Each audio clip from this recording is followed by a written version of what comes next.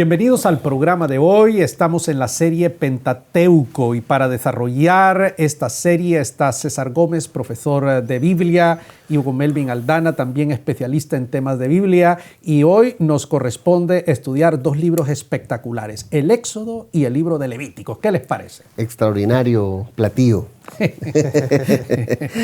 Empezamos entonces con el libro de Éxodo. Y aquí, de igual manera como en la lección anterior, empezamos diciendo por qué se llama Éxodo, este libro. Bueno, Éxodo de nuevo es el libro que se le otorga a causa de la Septuaginta, es el nombre griego, pero en realidad el nombre del libro de Éxodo está en las primeras palabras. Huele estos son, exacto, estos son los nombres de. Ese es el nombre de Éxodo. Y obviamente la Septuaginta le otorga el nombre de Éxodo porque se enfoca por el tema, la liberación o la salida del pueblo de Israel o de los hebreos, porque realmente aquí todavía no es el pueblo de Israel como tal, sino de los hebreos que salen de Egipto. Y me llamó la atención porque ahora que estábamos con César en Grecia, vimos que el exit en griego se escribe éxodos. Y entonces le dije a César, mira, ya está el éxodo. Y en inglés es similar, exit. Exit, ¿verdad? Y su etimología es final, llegada. Final, exactamente. Bueno, solo de manera aclaratoria, doctor Saldívar, ¿cuál es la razón por la cual las primeras palabras eran utilizadas para Era nombrar? costumbre. Cultura hebrea, eso es lo que la gente tiene que entender. Que la cultura de donde nos viene la Biblia no tiene nada que ver con nosotros. Nosotros le ponemos el libro que más nos parece, el nombre que más nos parece a un libro. No, ellos le ponían según las primeras palabras.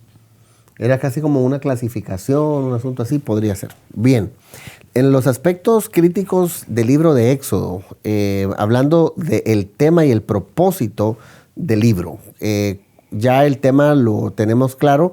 ¿Cuál es el propósito de este libro?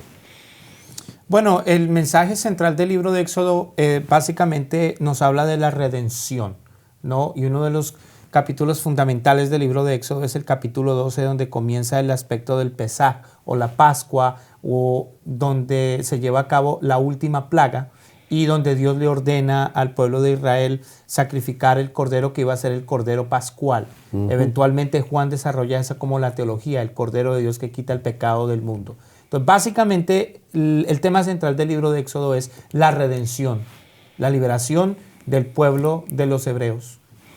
Muy bien. Por parte de Dios. Sí, y esto nos lleva al mensaje central del libro, ¿verdad? Que el mensaje, pues, que Dios levanta a un libertador, y que Moisés se vuelve en un tipo de Jesús, ¿verdad? Es el libertador que liberta al pueblo, que lo lleva, lo conduce hacia la tierra prometida y toda la historia del pueblo en el desierto y ese tipo de detalles. Ese es el mensaje de fondo. Hay varias partes de este libro que vamos a analizar.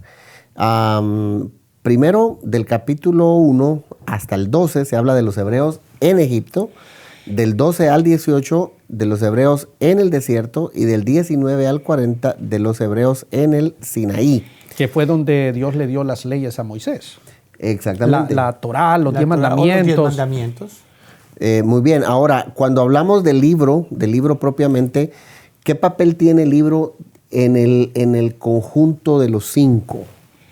Muy importante, porque nos habla de la liberación de Israel, de la esclavitud de Egipto. Es un tipo de la liberación que el creyente actual experimenta actualmente. Muy bien.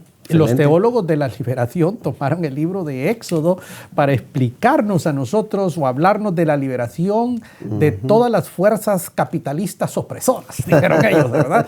Y muchas de las analogías que hicieron, porque es que el Éxodo es la redención, como decía César, es el libro que habla que la raza humana puede ser redimida. Y redención es una palabra que significa comprada literalmente, pero es liberada, ¿no? Que le da libertad al ser humano. Sí, por ejemplo, la palabra Egipto en el hebreo es una palabra que significa opresión, Misraim. Y de ahí viene el concepto de liberación. Entonces el pueblo de Israel está siendo libertado del oprobio, de la opresión, en este caso del pueblo de Egipto. Porque para ubicar a la gente, ¿verdad? Cuando llegan los descendientes de José, de Jacob, entonces allí es una dinastía la que gobierna Egipto.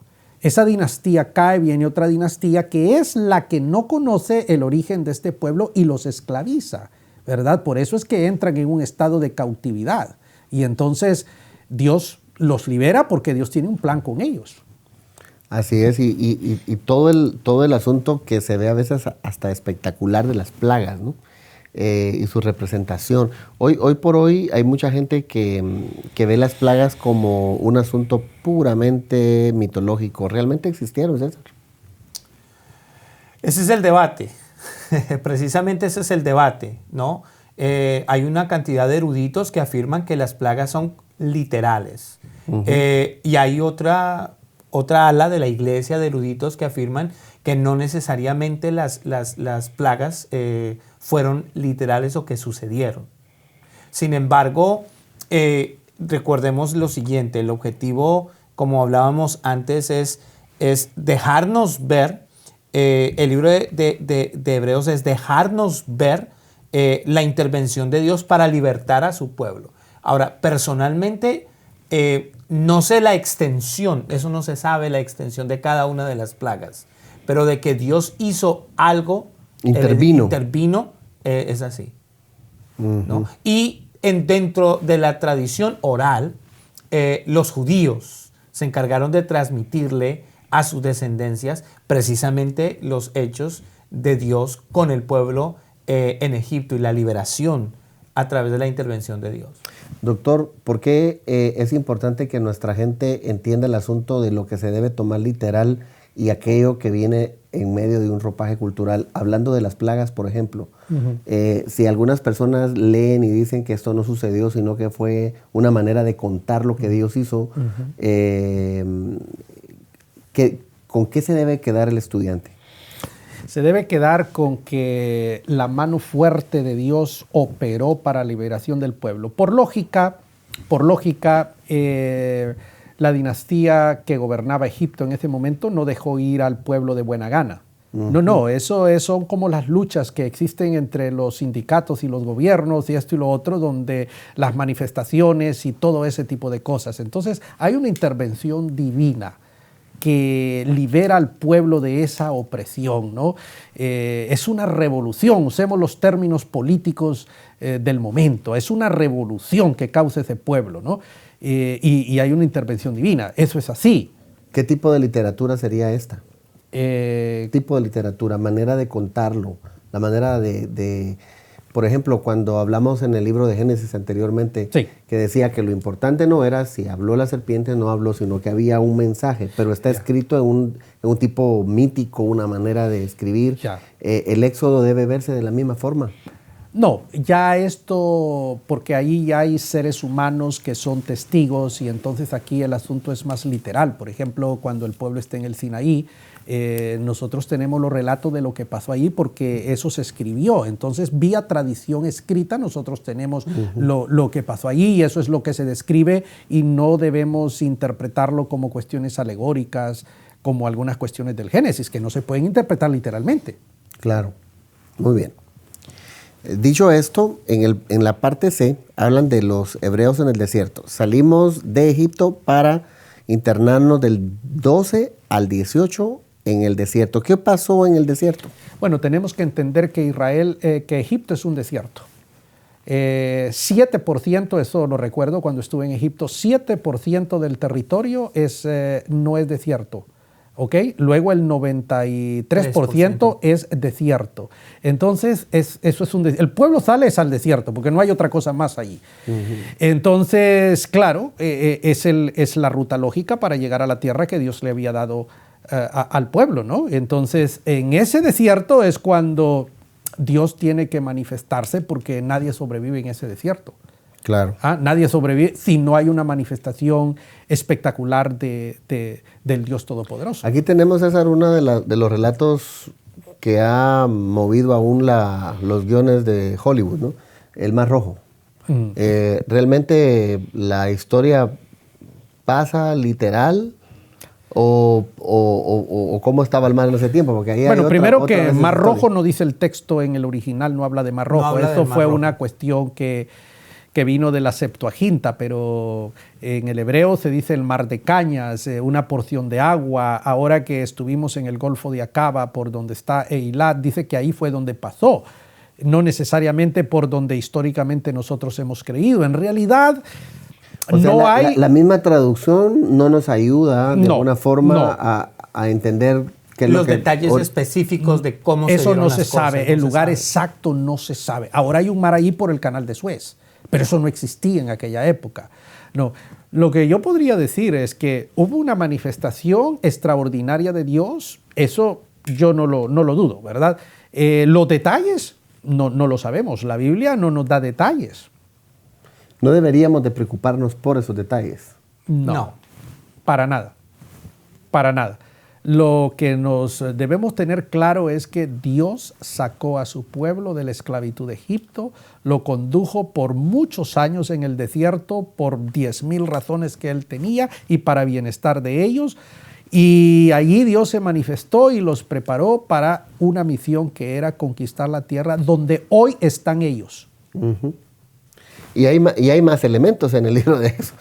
También está el fuego, la nube, el maná y todas estas historias que cuenta el libro, ¿no? Eso de que Dios descendió, que Dios no desciende porque Dios está en todas partes. Entonces, y la ley que con su dedo escribió, Dios no tiene dedos porque es espíritu, pero allí en una piedra aparecieron los 10 mandamientos y ese tipo de detalles, ¿verdad? Claro, los mandamientos de Dios, no matarás, no hurtarás y todo ese tipo de cosas que también en el Código de Hammurabi aparecían ese tipo de legislación y tiene una conexión con las leyes, pero eso no quita que Dios dio mandamientos a su pueblo a través de Moisés, ¿verdad? Que el resplandor de Dios y todo ese tipo de cosas no debe de quitarnos a nosotros el hecho de que sí, Dios se manifestó y que Dios entregó leyes. Eso lo creemos, eso fue así, ¿no? ¿Cómo lo hizo y los detalles? Los cómo son los complicados acá.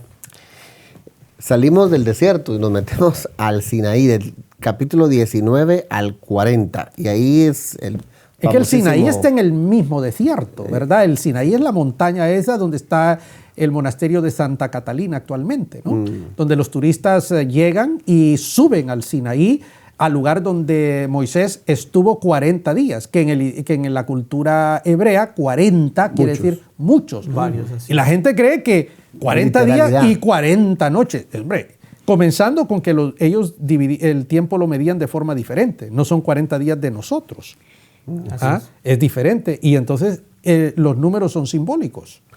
Cuando decía nos metemos, porque aquí el tema ahora va girando en los 10 mandamientos y los 10 mandamientos y la salvación en el Antiguo Testamento.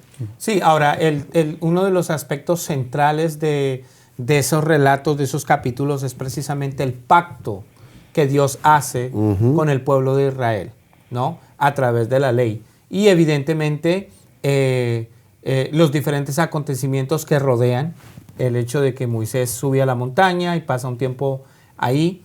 Y luego, obviamente, otro aspecto importante que vino a ser parte de la cultura religiosa es el asunto del tabernáculo, ¿no? El diseño del tabernáculo. Y ahí aparece toda la historia del tabernáculo y dirección. Dice que se nos acabó el tiempo.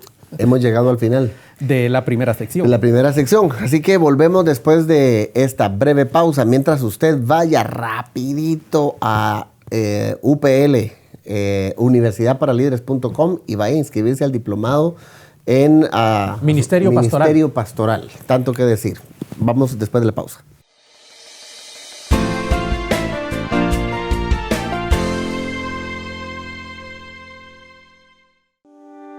Liderazgo Empresarial es el nuevo diplomado de Universidad para Líderes, diseñado para emprendedores, hombres y mujeres que cambian paradigmas, que miran al futuro, líderes con una nueva mentalidad, con estrategia, que trabajan en equipo. Si tú eres esa persona, debes inscribirte ya en el Diplomado en Liderazgo Empresarial, el diplomado que potenciará tu vocación. Para más información, escríbenos a información@universidadparalíderes.com o llámanos al 904-415-3464.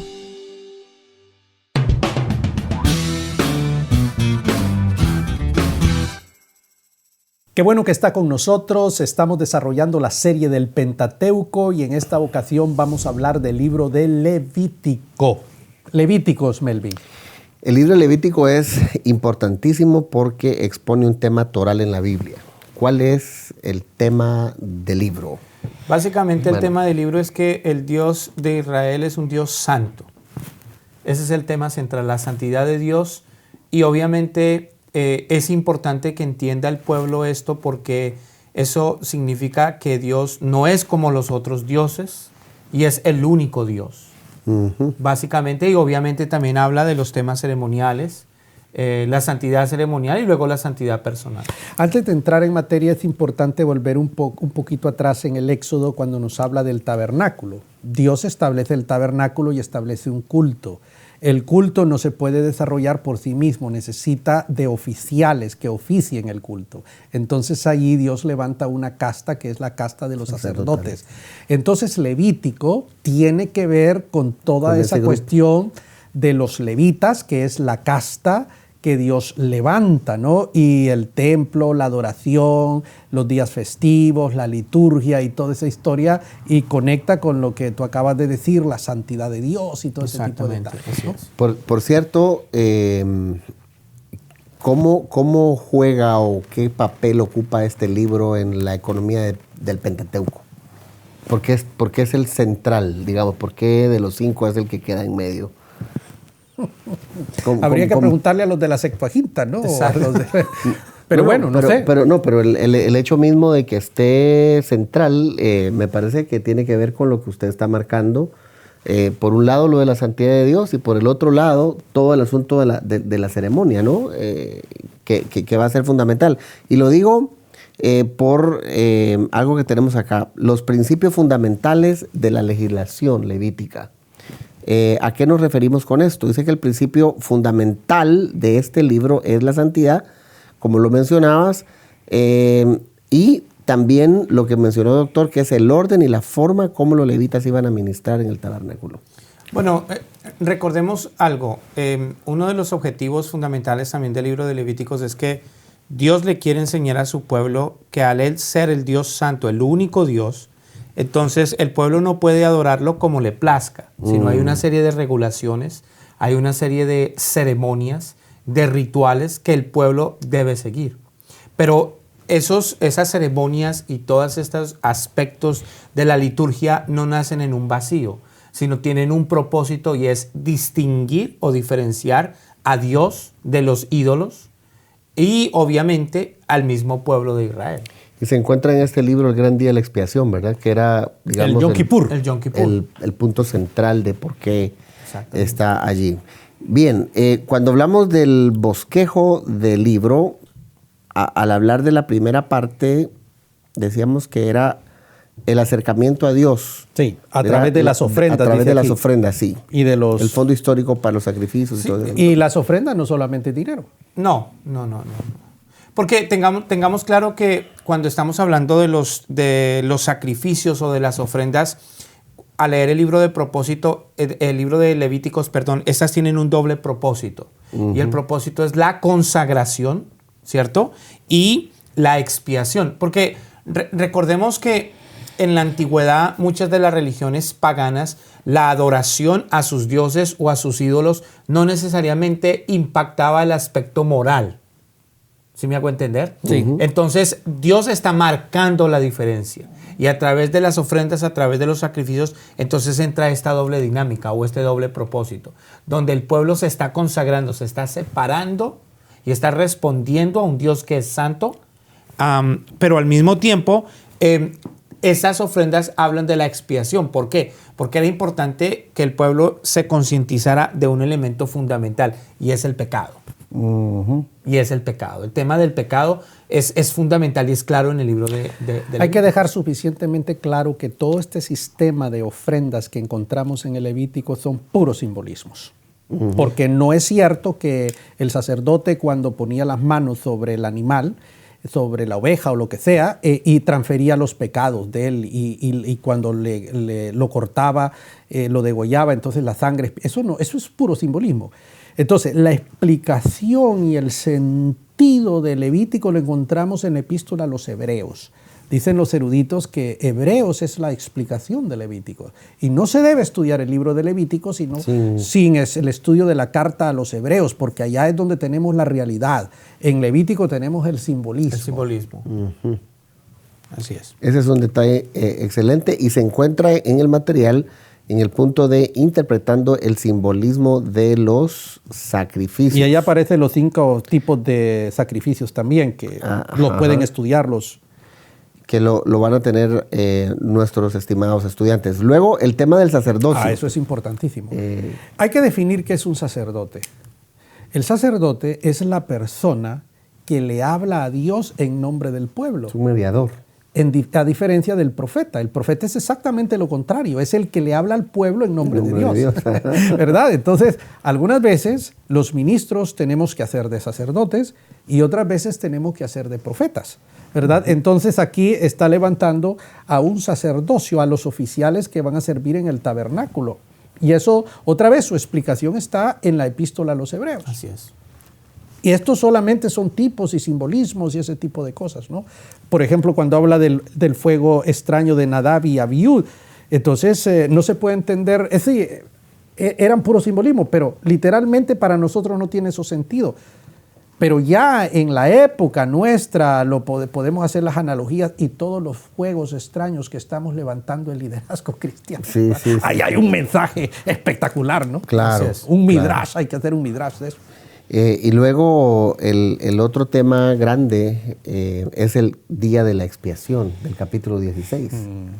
¿Verdad que ese era el día más importante en el año judío? Sigue siéndolo, porque el otro día Nueva York estaba paralizado. Usted que vive ahí en Nueva York, cuéntenos, ¿cómo es el día de la expiación en Nueva York? Bueno, la comunidad judía prácticamente se paraliza. Pero ahí se paraliza todo. Claro, porque obviamente muchos de los aspectos económicos Nueva York se paraliza. Sí, obviamente. Eso se paraliza. El otro día la comunidad judía es fuerte ahí. No, pues sí, el otro día mi hija, que no tiene nada que ver, dice, toda la firma de abogados estaba paralizada. Porque algunos sí, algunos otros no. Entonces el comercio, porque la economía de Nueva York está controlada por un gran número de judíos. Así es. El Yom Kippur sigue siendo un día muy importante. Así es. Para ellos y para la gente que está... Ahora, ¿qué simbolizaba desde el punto de Levítico? ¿Perdón? ¿Qué pasaba en el día de la expiación? Bueno, ese día era básicamente era el día en que el sacerdote, el sumo sacerdote, siguiendo todo un rigor de purificación, un protocolo, entraba una vez y era precisamente al lugar santísimo. Al lugar santísimo para rociar el propiciatorio, que era una especie de platoncito que estaba en la mitad, en el tabernáculo donde estaba el arca del pacto, ¿cierto? Y entonces el punto era que si la gloria o la Shekinah del Señor descendía o se manifestaba y lamía o consumía esa sangre, entonces Dios estaba aceptando el sacrificio por parte del pecado del pueblo. Pero lo contrario era que Dios mataba al sacerdote y entonces rechazaba rotundamente los sacrificios. Y entonces el pueblo tenía que jalar al sacerdote. Él entraba con una especie de soga y ellos lo jalaban porque nadie podía entrar a ese lugar, ¿no? Otra vez, puro simbolismo. Puro simbolismo. Puro simbolismo. El Levítico nos explica quién es el sumo sacerdote que entra una sola vez y hace todo. Es impresionante, ¿verdad? Por eso no se puede entender literalmente eso. Y por eso los mismos judíos actualmente, por otras razones me imagino, ellos ya no practican esas cosas. Todos esos rituales, no. Los judíos ortodoxos, que yo sepa, no practican rituales de sacrificios. No. De sangre, nada de eso. Ni el Yom Kippur, yo no creo que... En primer lugar, porque no existe el lugar santísimo ya.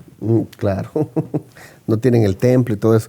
Bueno, y hay que decir en este sentido, doctor, y César, que alrededor del Levítico en la iglesia actual se ha levantado bastante movimiento, ¿no? Tratando de revivir este tipo de asuntos.